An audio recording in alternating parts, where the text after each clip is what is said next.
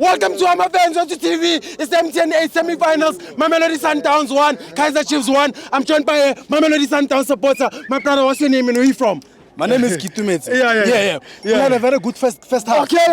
Very dominant. Yes, sir. We were in charge. You're in charge of the game. Second half, I think they didn't have a good conversation. And then they scored us. Yeah. But because of Sundowns, we came back. Very strong. Yeah.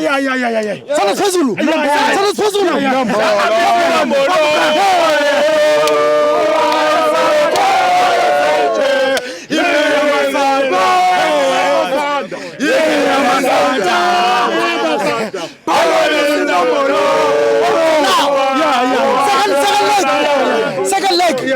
We've said that they're very weak. They're very weak. Chiefs is weak. It's very weak. Very weak. Very weak.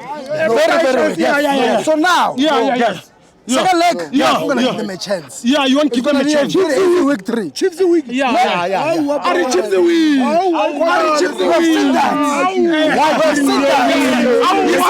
He says you were lucky in today's game. No. You were lucky. First half, you were very dominant. You were dominant. Second half, they tried.